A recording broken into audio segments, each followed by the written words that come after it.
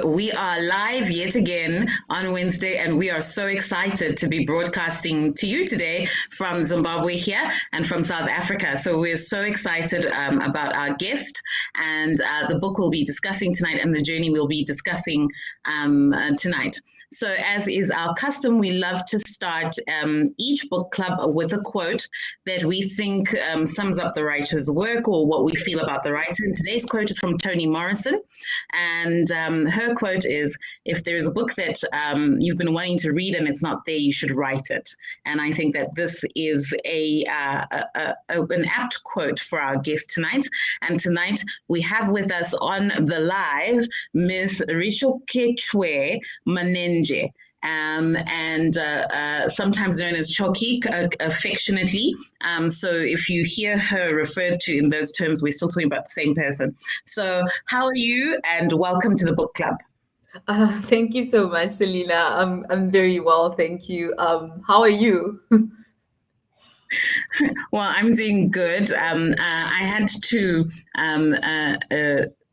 basically subject our guest tonight to me searching for my glasses. So she was watching me and laughing.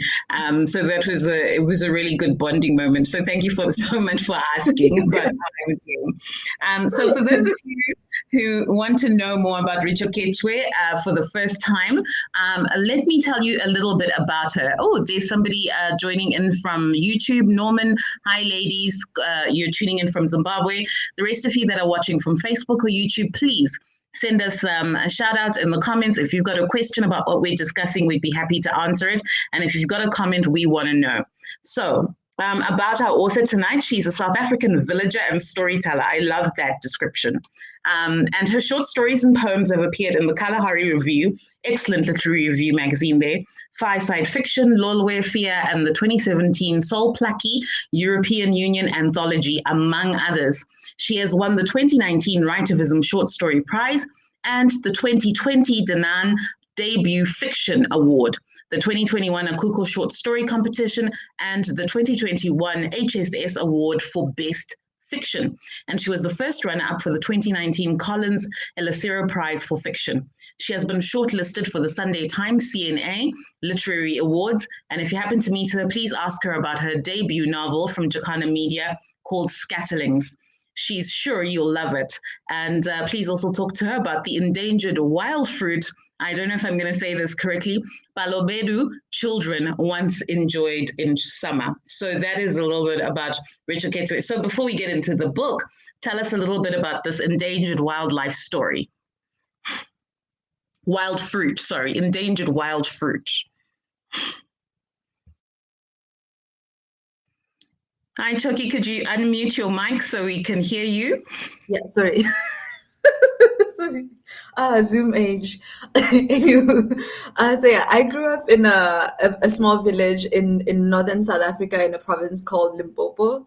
And when I was growing up, it was very rural. We didn't really have a lot of what people would call urban infrastructure. We had electricity, we had a clinic and all that basic stuff. But, when you came back from school, you dropped your bag, you changed into your house clothes, and then you went outside, and then you went searching for wild berries, wild nuts, and all that stuff, the baobab fruit. So that's the kind of stuff I grew up doing. And I'm only 11 years older than my youngest brother. Some of these words, when I talk to him about them, he has no idea what I'm talking about. So it's not even in a generation that a lot of this stuff has disappeared. And you can sort of see a shift in not only how the environment is, quite literally, but in just how we interact with it. And I would say that I interacted with my environment just a lot more intensely than my brother. So it just kind of made me sad a little bit, because I was like, if we have kids, our kids, if my brother can't relate to the stuff, I don't know what my child would, what kind of world my child would experience in the same village. So that's the story of the wild fruit that we used to enjoy as children. Wow, that's really powerful. And I guess that also helps us understand your identity or your connection to identifying as a South African villager. because that village connection is something that we're losing, and it's happening a lot faster than we realize. 11 years is not that big of a gap. Oh, exactly. And, Yeah. Africa is urbanizing at a really rapid rate. And, the statistics about where Africa will be 2030, 2050 in terms of urbanization are scary. So we have to find a way to I think, grow into modernity with a bit of harmony and keeping the things that we love about ourselves and our indigenous culture alive. And I think things like foraging for certain fruits, things like playing outside are Exactly. very key and aspect to that. Because, I've got little nephews and nieces, and when you're like, go play outside, it's like, what are you talking about? Like, What is this outside you speak of? will they be there? What do you mean? So Yeah, yeah, no. Yeah, no, my brother's biggest worry is whether or not the Wi-Fi is down. Which I'm not, I'm not criticizing that at all. I think information is very important, and I think the Wi-Fi gives him access to the rest of the world. It's just that I don't think that he's aware of like the little world that he lives in. Like he's aware of like things that are so far away, and also just preserving this information, this knowledge. A lot of it will be lost forever, but if it's archived, at least there's that, I think. So yeah, I think that's very important as well. Yeah, amazing, amazing. So before we get respond to the other call to action in your bio, which is that we need to talk about scatterlings, let's Yes. talk about the writing journey in general. You've done a lot of short stories. You have a strong affinity with fiction and poetry. How did it all start? I mean, were you just scribbling away as a young child in little notebooks?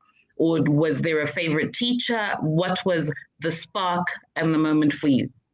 Yeah, the spark was, after I'd had this amazing childhood, I then went to boarding school for high school, and I was 12 at the time. So all of a sudden, you took this little bush child from this small, small village who really, the best thing that could happen for me in a day was that, my parents would not, scold me after I'd missed curfew by like 30 minutes. So playing in the street, all that stuff was like the best thing that could happen to me in a day. And all of a sudden, you put me in this environment with like 400 other hormonal teenagers, and it's not exactly the environment that I'm used to. And something else is that my surname says I'm one tribe, like it's a very distinct surname, and it says that I'm this other tribe. But the school where I went to was a whole other tribe. I didn't speak their language. And because of my surname, people could immediately tell that I wasn't one of them. Right. And again, I did not speak their language the way that it does. And I don't know if this is the case also in Zim, but the standardization of our languages into written form did create some form of a hierarchy where the language I speak at home with my parents is not standardized in written form and is therefore kind of like it's the language that low people speak, like uneducated, like not the high class. Like you don't meet people who speak my language and then respect them, and I became very aware of that. So now I had to assimilate into this new culture, this new language, and that was not easy. I look back now at my boarding school years, and I'm grateful that I went. It taught me a lot of independence. I made friends that I'm still friends with today.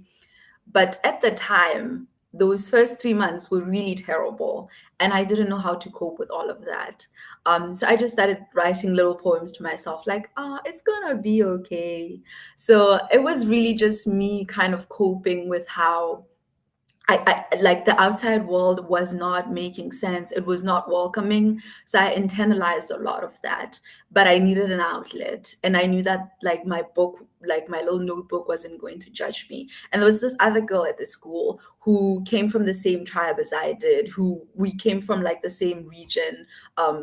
so we spoke the same language and we just clicked, and she was like, oh my gosh. So we wrote these little poems to each other, and that's how it started. So as my problems got bigger as I got older, then the stories got bigger. They evolved into short stories, and then when the short story was then too small, so then we got to the novel.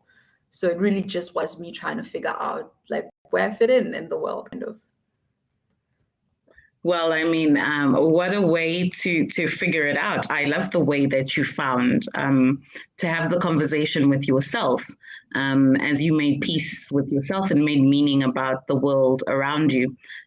Because I think people of our generation have probably lived with the most change than other generations. And I think sometimes people forget that. And so I'm always flummoxed by how people are always like, it's the millennials, everything in the world of the millennials. And I'm like, well, if you look at things that have happened in the last 30 years, we've seen more change than any generation, and we've had to live more generations all in the same lifetime than many other generations. So, there's a lot going on there. But I love the idea of you self-soothing with your poems. And what I've noticed about your writing is that, and I've seen other people have also mentioned the same in their reviews of your book Scatterlings, is that it's very lyrical and you have a very poetic style and tone to your prose, which I personally find quite beautiful because it makes it quite delicious and you don't want to rush through the story. And, I think that it's always nice to encounter different ways that people tackle prose, different techniques. So I can definitely see and attest to your journey in poetry. So thank you very much for those beautiful pieces of work. Thank you so much. So tell us a little bit about how Scatterlings got published on your journey, and definitely from what we've seen and heard about you, there were awards along the way and definitely recognition for the caliber of your writing, for the literary quality of your voice, and for your voice, which is quite unique. How did that then culminate into publishing your first book, which actually the publishing was preceded by this very big prize? So how did that all come about? Did you look and you were like, I'm going to win a prize and then I'm going to publish a book? It's going to be really amazing. Like how did that journey unfold? Yeah, actually, I finished the book in 2016, like the first big draft. And then I tried a few agents. I didn't get positive feedback. I tried a few publishers in South Africa. I did get some positive feedback, but no one was willing to publish it. And this is a direct quote from one of the feedback email, whichever way that works. So yeah, what the feedback was that it just was not marketable.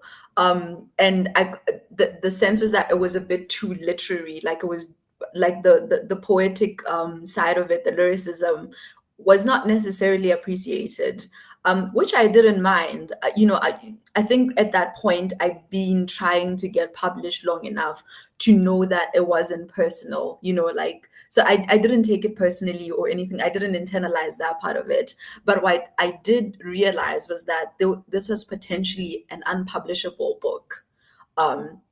Just because I was being told things like the market in South Africa and all of these things that I thought were immediately kind of preemptively boxing the readership in South Africa, so to speak, kind of.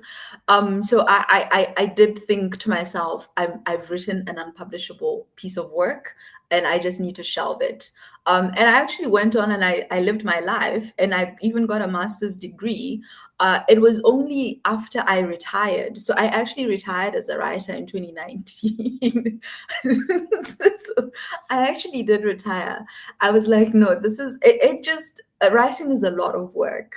Getting your stuff out there is a lot of work. It's become easier for me personally now because of awards and stuff. But starting out was very difficult and I retired. But I was like, you know what? As a last effort thing, let me just throw this thing out into the universe. So I'd had this manuscript since 2016. I edited it now when I finished my master's and I had nothing to do. I was literally bored. I was like, I don't know what I'm going to do. So I just edited the draft that I'd had since 2016. And then I just submitted it. And then it was longlisted. I was like, oh, that's shocking. That was nice. a nice journey, and it's a nice note to end on. And then it got shortlisted, and I was like, oh, that's an even better note to end on. And then it won. And just to kind of demonstrate just how much I did not believe it would get published, I had not even told my parents about this prize until the night of the prize giving, when the judges were like, oh, so how do your parents feel? I was like, I did not tell those people. So like literally on the night, my now publisher was like, call your parents. So then I called my parents, and then the journey, then after I'd won the prize, then we signed a contract, because the prize was given out in Feb, but we understood that they were giving me like 6 months to edit. And then they assigned me an editor, which was a nice thing for anyone who wants to get published. So trust your editor. They know what they're doing. Most likely they've been in the business very long. So they assigned me an editor, and then we signed the contracts and everything, and then all the intricacies of publishing, the layout, the proofreading, all of that stuff then happened. And then in October, it was out in the bookstores. And yeah, so it won the prize first. So the prize was specifically for books that had not been published, from authors who had not been published in the long form, in a novel form. And then those were the only ones that were legible. And yeah, that's how I entered. And yeah, that's how we end up here today. That is such an incredible story, and I love it for so many reasons. The fact that you had given up on writing entirely, and also just the aspect of just let me give it one last try. We often, as human beings, always want to give something toxic one last try. Let me give Yes. my boyfriend one last chance. Let me have one last bar. Me have one last donut after I've had 12. We tend to leave our encore moments for the things that we know will hurt us, but very few times do we leave our encore moments for the things of faith and destiny and yes. those kinds of things. So I love that. That really spoke to me in this current season. So we've got Tatenda Tom joining us. Hello, ladies. Hi, Tatenda. She's joining from Facebook. We've got Sapi Bachi joining us, and she's really enjoying the conversation, having quite a good laugh there. So we're glad that we are making people laugh. That's good. So this book kind of started out as a dark horse. A little bit of an underdog, probably because the time that you were writing, people still in publishing probably had those ideas around, oh, we're only doing one Black novel, or we're only doing one of these right now. And since 2016, the world has seen huge shifts, in American politics, in a lot of online activism, and a lot of discussion around the values of inclusivity, diversity, and equality. And now, basically, stories that help us revisit our history, revisit those issues around equality, are now the hot thing. So it's very interesting that this dark horse, what you thought was unpublishable, has now, found its place at the right time. And there's such a sense of surrender in the journey as you tell it, because, a lot of us won't put away something we've poured so much of ourselves into and kind of be like, well, it's done. We'll see. A lot of us will agonize and have a whole thing. So it's a very redemptive story. But talk to me a little bit about why it was important to write Scatterlings for you. Why this story about the Immorality Act set in the 20s, with these different generations, this one family, the issue of interracial love, these different perspectives. Why that particular story? Why was that the one you chose to be your first novel? The first thing that I thought I was going to just write about was just like the story of South Africa, like how did we end up here, right? And a lot of the time, like you can ask a random question, like the fact that certain big populations in South Africa do not support the South African rugby team, they support the New Zealand team. You can ask a simple question like that, and the answer will be apartheid. You can ask the most basic question, and the answer will be apartheid, right? So, but for me, the most interesting thing, or interesting thing about apartheid was that it didn't happen overnight. Like, we didn't just wake up one day and there was like a wall, like the Berlin Wall. Like, it was a progressive thing that took decades. And then I had to then go, because something you have to realize is that I think people kind of do see white South Africa as a monolith, but it really isn't. The factions are they're nuanced. So I needed to understand how people who didn't even like each other got together and were like, let's oppress these other people. So it was just like, I found that incredibly interesting. So I needed then to go back. I think a lot of the time, because apartheid officially starts in 1948, so a lot of our historical fiction starts in 1948 and ends somewhere in the 1980s. But I was more interested in that period before the 1940s. Firstly, because not a lot of was written about it. Secondly, not a lot was written about it from the perspective of women. Historical fiction has tended, unless it's romantic, has tended, in my experience, from what I've read, to focus on what the men were doing, how they were changing the world. And my question was, but how was this changing world affecting the women? And so that's how I ended up with characters like Alisa and Nini Gloria and Dido. So some of them had agency to go and move and do all these other things because of class. A lot of them did not have that agency because of class and race. And I then needed to examine the intermarrying of those issues. So then you have a character like Alisa, who is rich but Black, in the 1920s, when the laws that are the foundation for apartheid are being passed. So because these laws were not passed overnight, they came by parts, going all the way back to the Natives Land Act.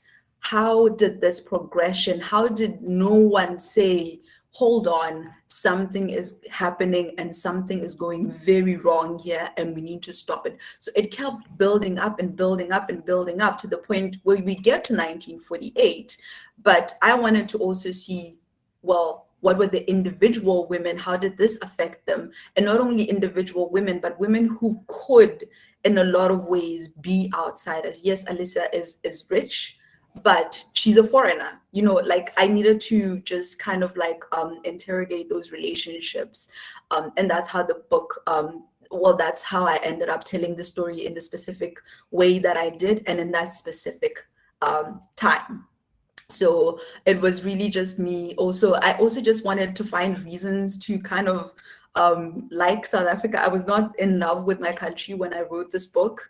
So you'll see that I tried to have like all these little folk tales, all these little fun things about my country, because I really was trying to find reasons to actively love my country, just because it was not fun times, always. So yeah, that's how I came to that part of the story of the book. Well, I mean, I find that's incredible because you've talked a lot about the context and the historical setting, which of course is a huge aspect of the book, because the book opens up when the Public Immorality Act has been passed in Parliament. And we see firsthand, almost in real time, what that does to Abraham and Alisa's marriage and their family, their daughter Dido, whom you mentioned earlier, and people like Gloria, who are part of the household. So we see them kind of process that, and that processing is really done through the nuances of human relationship. So a marriage that has been strained by people's crisis of expectation of each other. The love is still there somewhere in there, but it's underneath the layers of broken trust, disillusionment, disappointment. And this is all playing out in terms of how they then deal with that. And I do find it interesting that you then also mentioned the relationship between whites, and the different types of whites at that time, and how that plays out. So it's a very, very interesting aspect of the book. And what I found so interesting is how you allowed those universal human emotions, reactions, responses to tell us the larger story of the history. So I think any marriage, any couple going through a period of misalignment can see themselves in Abram and Alyssa. They can see themselves no matter what issue it is that they're dealing with. But then, when you then superimpose that on the issue of what they were dealing with at that time and the context and the history, it's very skillfully done. So I found that very interesting. And as I said, you've got a very lyrical style and tone. So to me, it was very hard to rush through the read. So there are things we are asking yourself questions like, what's going to happen here? And where is this headed? And will we be okay? And those are very real suspense-filled moments that we have in a lot of the drama that plays out in the book, because there's an element in which the human beings are processing the emotions. And you've got people like Abram's character who is almost passive in a sense that in an annoying way, passive character, and you're kind of like, dude, we're in a crisis. We need to act. We need to shake him. We need to do things here. And we're like, who cares about all of these reminiscings and how you feel about the marriage? Like we've got to deal with big things here. So you got those things happening. But at the same time, you want to savor the journey because of the way that it's written, and so I must applaud you for that, because I know that literary work is often seen as a little bit beyond, but even reading reviews from other people, a lot of people were like, yeah, this was a bit literary, but hey, like I didn't know that about the folklore. So the opening story, the folklore that you tell us about the beginnings of the world and how stars came about and all of those things, and how people started to remember it through their own oral traditions, things that they were told when they were younger. Mm-hmm. That was very, very interesting. So on that topic, actually, of the folklore, did you know all of those things beforehand, or did you have to do a little bit of digging?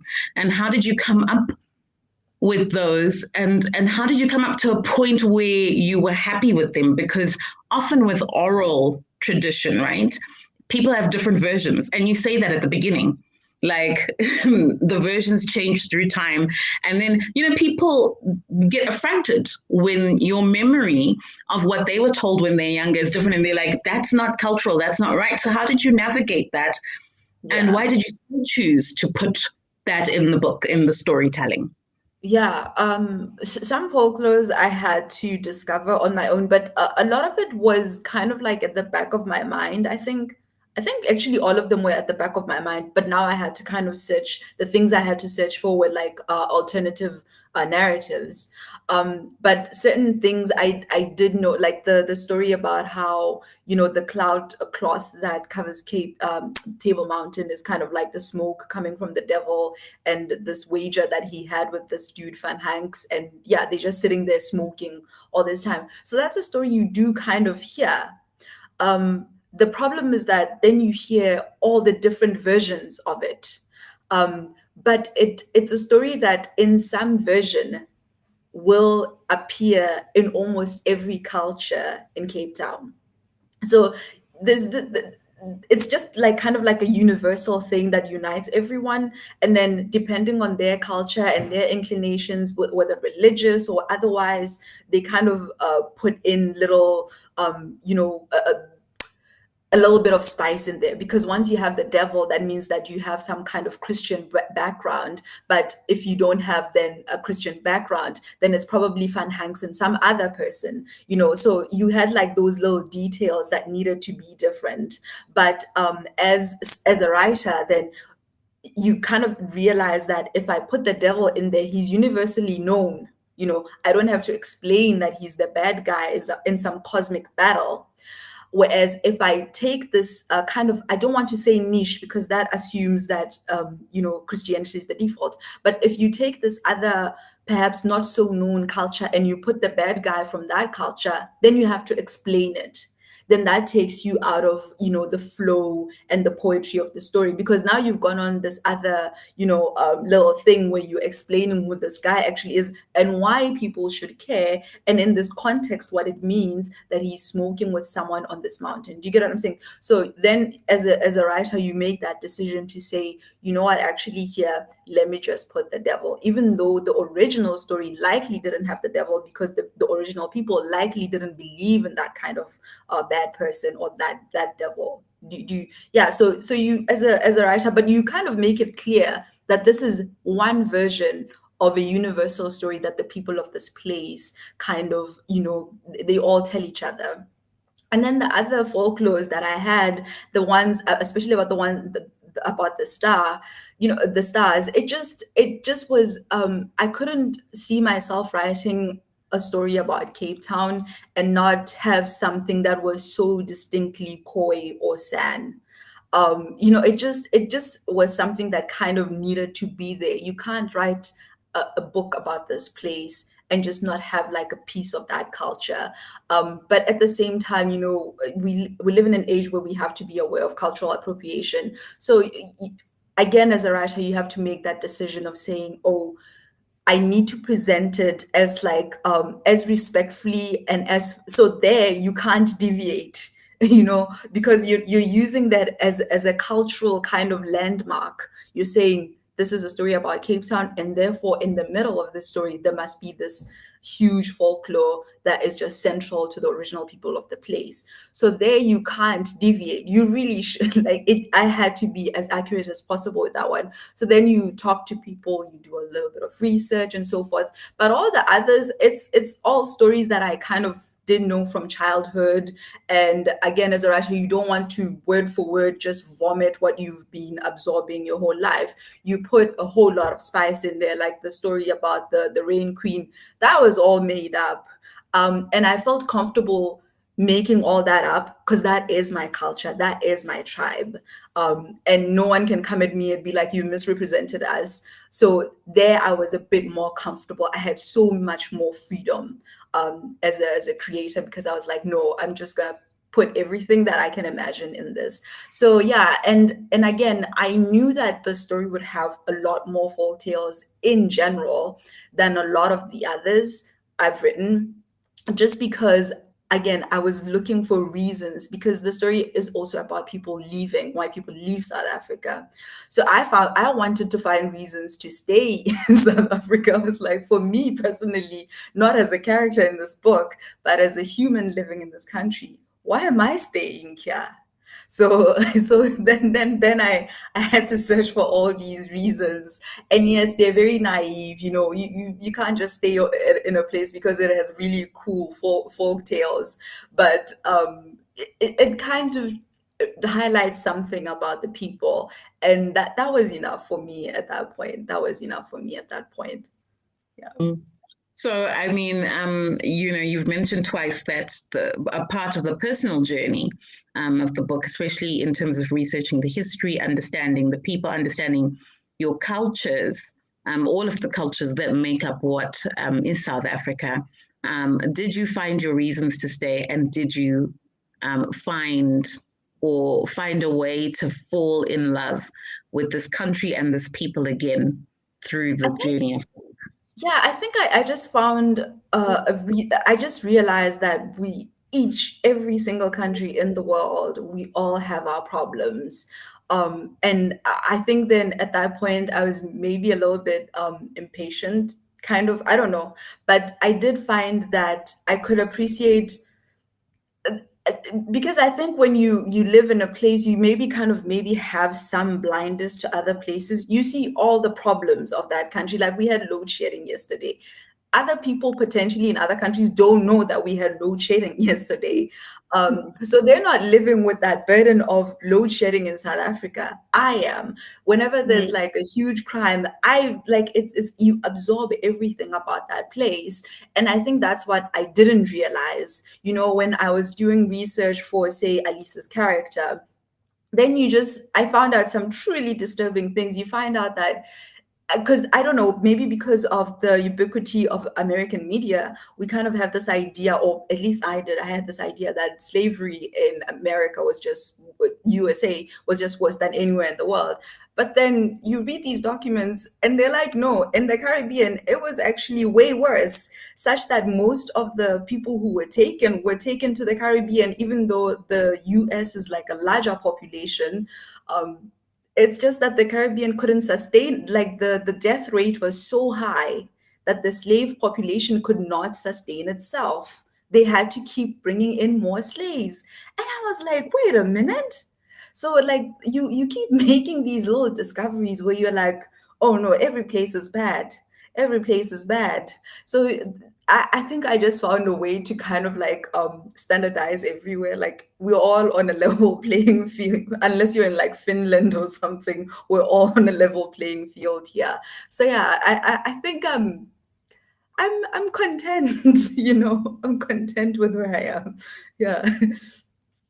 Well, it sounds about right to me. I think you arrived at a very pragmatic and realistic point of view of the human race, which I think is both liberating, but also gives us a chance to embrace the future with personal responsibility for our own hope. Because if we can realize that we're all broken the same way, we can start to look at ways that we can repair what is broken and take our responsibility for that. So for those of you who are watching who don't know about Scatterlings, I'm going to read for you the synopsis. But already by now, I hope that you are interested in getting your hands on this book. And if you would like to get your hands on this book immediately, please go to Amazon. There is a Kindle version and a print-on-demand paperback version. So you can get a hard copy or you can get a Kindle version. It is also available in distributor outlets connected to Jacana Media in South Africa. So you can actually look it up on Jacana Media, brittle paper, and you'll be able to locate a store or a retailer that has a hard copy for you. But if you're not in South Africa, you can definitely get a Kindle version on Amazon or have a print-on-demand version shipped to you. And once you've read it, please put a comment on the Book Club Live and take a moment to give us a review on Goodreads under the title of the book. Rešoketšwe will really be happy to see that. And the more people see the reviews, the more people will be able to encounter this beautiful story. So about the book Scatterlings. In this journey, someone will get lost, someone will give up and turn back, and someone may go all the way to the end. All these people will try to tell you the story of what happened. Abraham, a South African winemaker who might be English or Dutch, depending on whomever happens to be listening to his troubles, will tell you that things went wrong when his wife stopped loving him, when his children couldn't be citizens of their country of birth, and his country tried to put him in prison and steal his vote and estate. He will also tell you that in a twist of irony, his treason came about because he loved his wife and children. Abraham's wife, Alyssa, will tell you that things went wrong much earlier than that. She will outline the details of her displacement with some simplicity. This is what she knows. Her ancestors were brought to the Caribbean islands as slaves. She was born in 1882, and after her birth, parents died. She was adopted by an Englishman who raised her in the United Kingdom. Then there's Dido, their troubled eldest daughter. There's also an angry man along the way and a woman who kept a secret she shouldn't have. That's how the story starts. And even the wind doesn't know who will get lost, who will turn back, and who will eventually reach home. Scatterlings is the 2019-2020 Denani debut fiction award winner. So if that doesn't make you want to know more, I don't know what will. But that is a snippet, and that truly is only the beginning of the story of what the book is about. So there are twists and turns. There are moments when you are like, oh my God, did that just happen? And there are moments where you are like, oh, yeah, life can be like that. Men can be like that. People can be like that. Yeah. And all of those moments are rewarding. All of them are poetically told. And there's amazing folklore in between some of those stories. So as we're coming to the end of our interview, one of the things that we normally like to ask is, can you tell us a little bit about what the journey has been like for you in terms of publishing as a Black female African author? What insights have you gathered along the journey, especially in terms of the impact that the book has had, the reviews that the book has had, and just navigating the publishing industry? Yeah, I think that it's a lot more difficult, I would say, to just get to have a sustainable writing career first of all, but to even have like a writing career to begin with, because it will take you back to sustainability. Like we're not able to, our market, I think, is too small. So if you're a writer, you have to be, something else. And I think that that is a disadvantage of simply being in Africa or African, so we don't have like those big I think our opportunities are getting better. I won't be like, oh, woe be to us, we're like in the worst place ever. No, I actually think South African publishing and African publishing as a whole is really brilliant. We're just competing with giants. So there's that, like being an African, you're aware of all these market things. I personally wasn't aware of that until I tried to get published. But I think that the one thing that I've realized just in terms of being an African writer and a female writer is that I think there's an expectation also of the kind of stories we're meant to be telling. And I'm not sure, like I'm not trying to be like that person who's like reviewers are wrong, whatever. But it is interesting to kind of read how Black authors are reviewed and how white authors are reviewed and like how everyone else is reviewed. It's a very interesting thing to kind of look at and see. But the thing that the advice I can give anyone who's trying to get into this industry is that don't internalize a lot of this stuff. A lot of it really isn't personal. Like, even if you feel like, okay, this is happening to me as a Black person, don't internalize that. And I'm not just trying to be like, oh, turn the other cheek or whatever. But if you let in all that negative energy, it really does get heavy. And also think of it this way. Maybe it's not you specifically. They're just against all Black people. So there's that. And then take comfort in the idea that literally all of the Black authors in the world are in that boat, and we're all together and we love each other. So just take comfort in little things like that.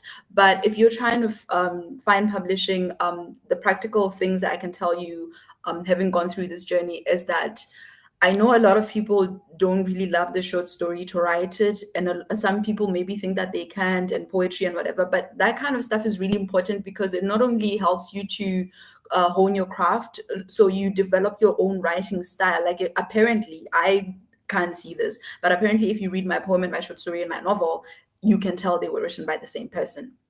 So you can see that, and apparently if you read my earlier short stories and my short stories now, I've improved a lot. So that means you need to be doing that, not only because, it's easier or shorter, whatever, but just to improve yourself.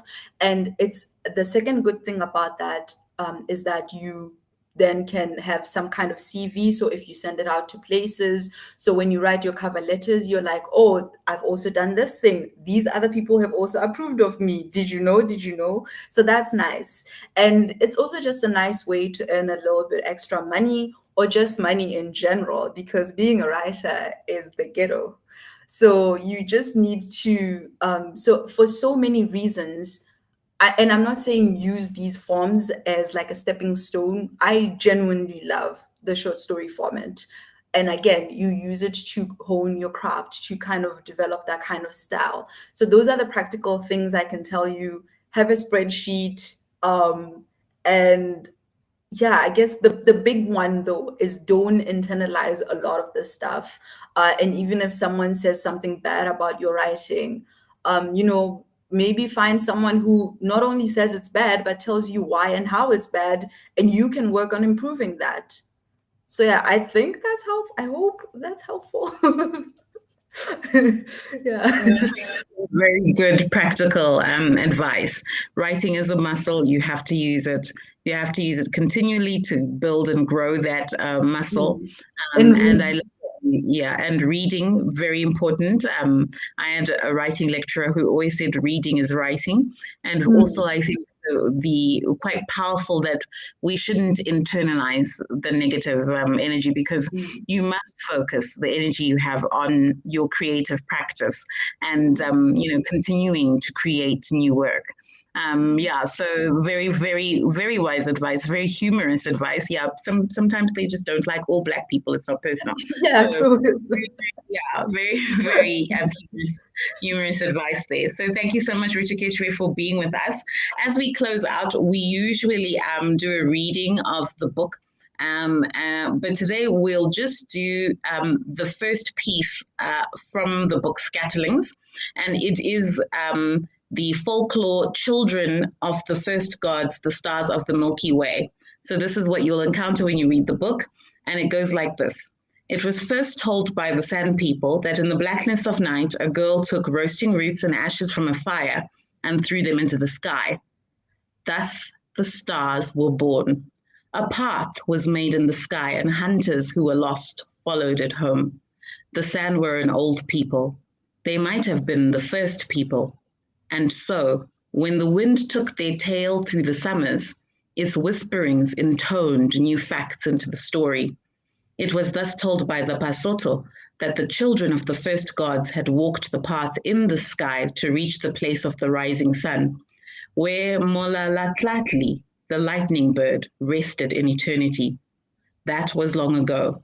It was when people sat around fires to recall the world's past with each other. There was no time for that anymore. People now told their stories while passing each other. As for the girl who made the stars, people had forgotten her. Besides, the sky was since partitioned, where walked the San and Basotho now lay under the southern stars. It was a dry place for miles and miles, for when not calling the stars of harvest time, the sun was a thing of death. It was a vast place, unlike Amsterdam, where boats, parted rivers, or ships were hammered into being, nor was it like the hurried hubbub of London, immersed in all of its cacophonies. The San were a nomad people, always taking from the earth only what it was willing to yield, and then moving on to other plains and valleys. And before settlers drove them entirely to the inner deserts and near deserts, factions of their tribe had taken to wandering near the sea. There, a foreign silver light tainted the world, for that sea was there, and the sky, merging its endlessness with that sea, looked bluer than ordinary. The Basotho had settled deeper into Africa, and hence saw the plains in the golden light of the sun, for the sun shone brighter there.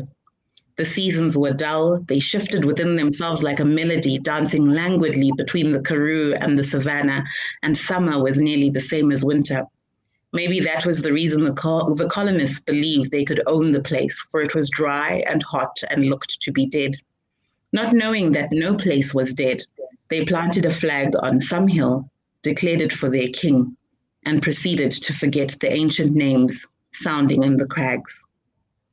And that is a reading from Scatterlings, and that is from the very first chapter, where Rešoketšwe tells us the very important story of the Khoisan people with startling accuracy, but beautiful lyricism. Rešoketšwe, we would love for you to come back and read for us some of your poems and short stories, maybe do a masterclass. So we are not done. No, we're not. I had way too much fun. Yes, keep another one more time for us. Keep an encore for us. we definitely want to be on your one more list. So I have your email. Thank you. And I've got you on WhatsApp. So Yes. thank you, everybody, for joining us. It was a lovely book club session. It was an awesome night, a wonderful conversation, and most of all, beautiful laughs. We will see you again next week, Wednesday, with another African female author and another truly African story to celebrate. In the meantime, have a good one, and we'll see you next week, Wednesday. Thank you, Rešoketšwe. Good night. Thank you.